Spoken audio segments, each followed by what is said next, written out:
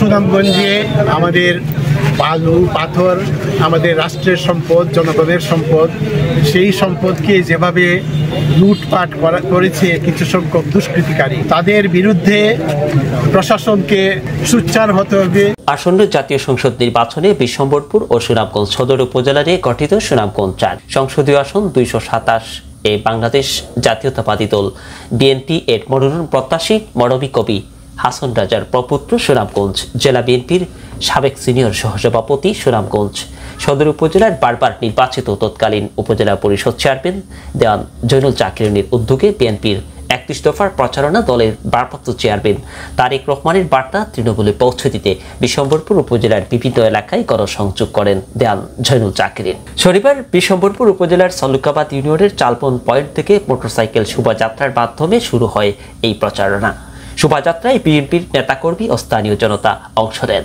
শোভাযাত্রা শেষে সংক্ষিপ্ত পথসভায় ৫ আগস্টের পর প্রাকৃতিক রাষ্ট্রীয় সম্পদ নিয়ে যে নৈরাজ্যের সৃষ্টি হয়েছে, বালুপাথর লুটপাট হয়েছে, তাদের বিরুদ্ধে প্রশাসনকে সোচ্চার হওয়ার আহ্বান জানান বর্ষিয়ান এই রাজনীতিবিদ।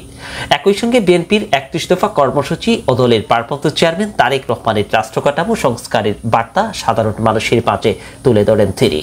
আসন্ন জাতীয় সংসদ নির্বাচনকে সামনে রেখে দলকে সুসংগঠিত করা ও জনগণের আস্থা অর্জনের লক্ষ্যে নেতাকর্মীদের দিক নির্দেশনা প্রদান করেন তিনি।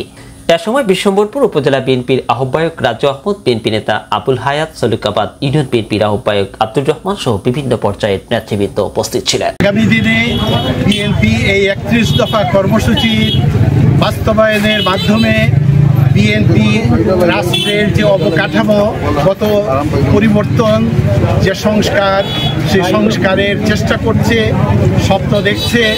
বিএনপি প্রশাসনকে সংস্কার করবে, বিএনপি আইন আদালতকে সংস্কারের চেষ্টা করবে।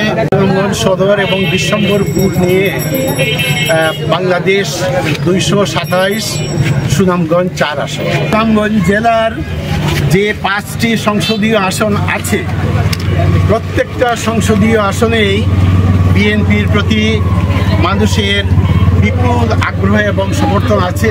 ভালো মানুষের দ্বারা যদি বিএনপি পরিচালিত হয়, যারা দেশপ্রেমিক, সৎ, নেতৃত্ব দানে সক্ষম, সেই ধরনের মানুষ বিএনপিকে আগামী নির্বাচনকালীন সময়ে বিএনপি নেতৃত্বে আসে, তাহলে আমি বিশ্বাস করি যে ৫টি আসনে বিএনপি বিপুল ভোটে জয়লাভ করতে পারবে। বিগত ৫ই আগস্টের পরে সুনামগঞ্জে বিভিন্ন রাষ্ট্রীয় সম্পদ, প্রাকৃতিক সম্পদ দিয়ে যে নৈরাজ্যকর পরিস্থিতি সৃষ্টি হয়েছে, আমাদের বালু পাথর আমাদের রাষ্ট্রের সম্পদ, জনগণের সম্পদ, সেই সম্পদকে যেভাবে লুটপাট করেছে কিছু সংখ্যক দুষ্কৃতিকারী, তাদের বিরুদ্ধে প্রশাসনকে শক্তিশালী হতে হবে, সোচ্চার হতে হবে।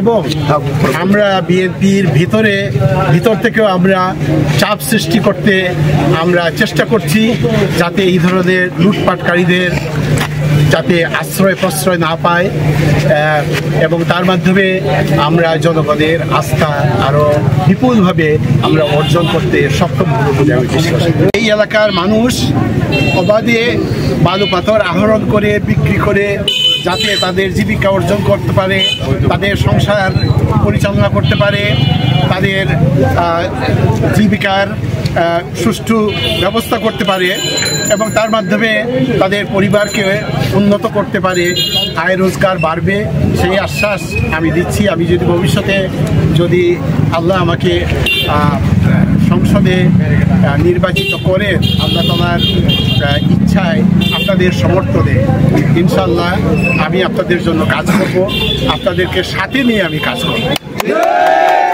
আমরা যে আশা নিয়ে আজকে দলের জন্য কাজ করে যাচ্ছি। যদি দল সঠিক সিদ্ধান্ত নিয়ে ওনাকে মনোনীত করেন, দলও লাভবান হবেন এবং এই আসনের প্রতিটি জনগণ যে আশা আকাঙ্ক্ষা নিয়ে আছে যে একটি মেহনতি মানুষ সহ শুরু করে একটি যে দেওয়ান জৈনুল জাকির সাহেব যদি আসেন তাহলে আর কোনো কথাই নাই। সৎ এবং নিঃস্বার্থবান একজন ব্যক্তি, ওনার কোনো স্বার্থ নাই, ওনার কোনো সম্পদের লালসা নাই, ওনার কোনো দুর্নীতি নাই।